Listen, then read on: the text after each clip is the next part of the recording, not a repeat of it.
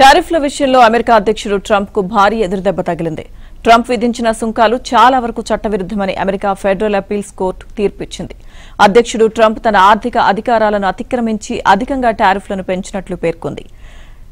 7-4 తేడాతో అప్పీళ్ల కోర్టు న్యాయమూర్తులు ఈ తీర్పును వెలువరించారు. భారీగా విధించిన సుంకాలు పలు దేశాలను ప్రభావితం చేశాయని కోర్టు ఈ సందర్భంగా పేర్కొంది. ప్రస్తుతానికి పెంచిన టారిఫ్లను అక్టోబర్ నెల మధ్య నాటికి కొనసాగించడానికి న్యాయమూర్తులు అనుమతిచ్చారు. దీంతో ఈ నిర్ణయాన్ని యుఎస్ సుప్రీంకోర్టులో సవాల్ చేసేందుకు కోర్టు అనుమతించింది. అప్పీళ్ల కోర్టు తీర్పుపై ట్రంప్ సుప్రీంకోర్టులో పోరాడనున్నారు.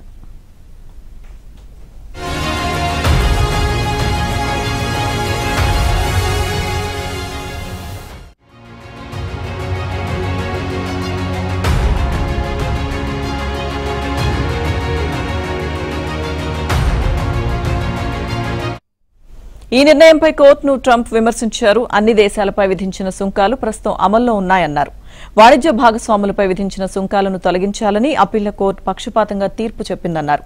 ఈ ప్రక్రియలో చివరకు అమెరికా విజయం సాధిస్తుంది అన్నారు. ఒకవేళ ఈ టారిఫ్లను తొలగిస్తే దేశ చరిత్రలోనే ఒక విపత్తు అవుతుందని అన్నారు. అమెరికా మరింత బలపడాలని, కానీ ఈ నిర్ణయం దేశాన్ని ఆర్థికంగా బలహీనపరుస్తుందన్నారు. ఒకవేళ టారిఫ్లు ఎత్తివేస్తే ఈ నిర్ణయం అమెరికాను నాశనం చేస్తుందని అన్నారు. అమెరికా కార్మికులకు సహాయం చేయడానికి ఇది ఒక్కటే సరైన మార్గమని గుర్తుపెట్టుకోవాలన్నారు.